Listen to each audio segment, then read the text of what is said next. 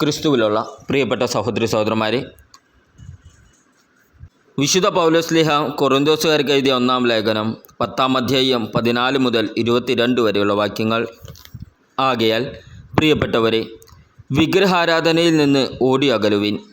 വിവേകമതികളോട് എന്ന പോലെ ഞാൻ നിങ്ങളോട് പറയുന്നു, ഞാൻ പറയുന്നത് നിങ്ങൾ തന്നെ വിധിക്കുവിൻ. നാം ആശീർവദിക്കുന്ന അനുഗ്രഹത്തിൻ്റെ പാനപാത്രം ക്രിസ്തുവിൻ്റെ രക്തത്തിലുള്ള ഭാഗഭാഗിത്വമല്ലേ? നാം മുറിക്കുന്ന അപ്പം ക്രിസ്തുവിൻ്റെ ശരീരത്തിലുള്ള ഭാഗഭാഗിത്വമല്ലേ? അപ്പം ഒന്നേയുള്ളൂ, അതിനാൽ പലരായിരിക്കുന്ന നാം ഒരു ശരീരമാണ്.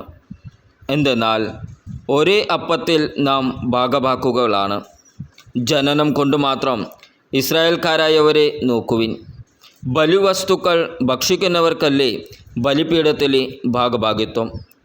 വിഗ്രഹത്തിന് സമർപ്പിച്ച ആഹാരപദാർത്ഥമോ വിഗ്രഹം തന്നെയോ എന്തെങ്കിലും ആണെന്ന് ഞാൻ ഉദ്ദേശിക്കുന്നുണ്ടോ? ഇല്ല.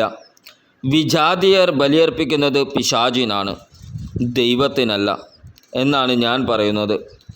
നിങ്ങൾ പിശാചുക്കളുടെ പങ്കാളികളാകാൻ ഞാൻ ആഗ്രഹിക്കുന്നില്ല. ഒരേ സമയം കർത്താവിൻ്റെ പാനപാത്രവും പിശാചുക്കളുടെ പാനപാത്രവും കുടിക്കുവാൻ നിങ്ങൾക്ക് സാധിക്കുകയില്ല. കർത്താവിൻ്റെ മേശയിലും പിശാചുക്കളുടെ മേശയിലും ഭാഗഭാക്കുകളാക്കാനും സാധിക്കുകയില്ല. കർത്താവിൽ നാം അസൂയ ഉണർത്തണമോ? നാം അവിടത്തേക്കാൾ ശക്തരാണോ? നമ്മുടെ കർത്താവായ ഈശോ മിശിഹായ്ക്ക് സ്തുതി.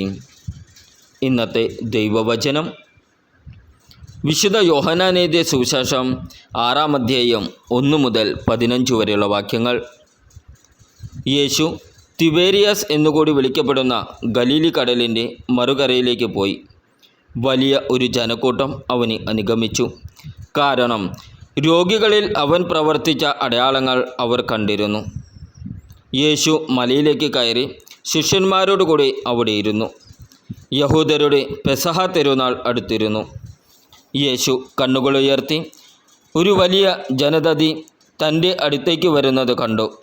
അവൻ ഫിലിപ്പോസിനോട് ചോദിച്ചു, ഇവർക്ക് ഭക്ഷിക്കുവാൻ നാം എവിടെ നിന്ന് അപ്പം വാങ്ങും? അവനെ പരീക്ഷിക്കാനാണ് യേശു ഇങ്ങനെ ചോദിച്ചത്.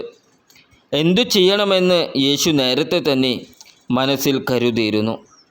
ഫിലിപ്പോസ് മറുപടി പറഞ്ഞു, ഓരോരുത്തർക്കും അല്പം വീതം കൊടുക്കുവാൻ 200 ധനാരയ്ക്കുള്ള അപ്പം പോലും തികയുകയില്ല.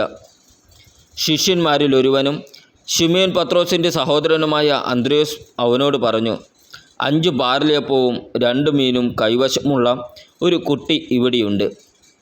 എന്നാൽ ഇത്രയും പേർക്ക് അതെന്തുണ്ട്?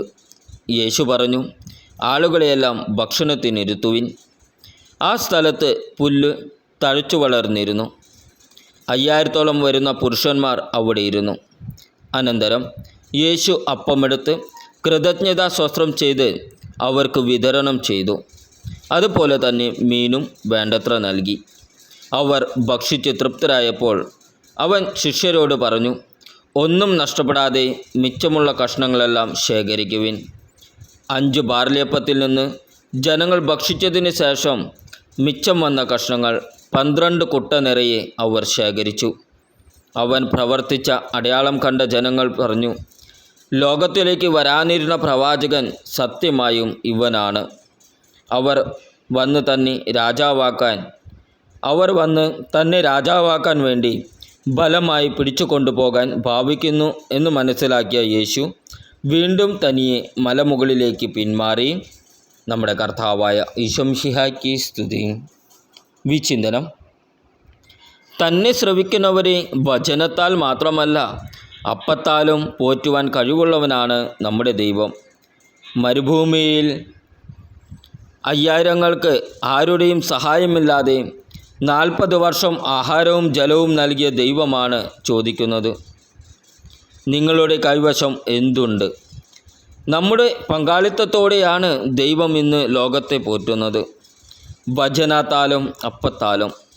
നമ്മുടെ കൈവശമുള്ളതെല്ലാം കഴിവ്, സമ്പത്ത്, ആരോഗ്യം, സമയം എന്നിങ്ങനെ ഈശോയുടെ കരങ്ങളിലേക്ക് കൊടുക്കുമ്പോൾ അവിടുന്ന് അത് ആശീർവദിച്ച് അനേകർക്ക് രക്ഷയായി നൽകും. നമ്മുടെ കർത്താവായ ഈശോ മിശിഹായ്ക്ക് സ്തുതി.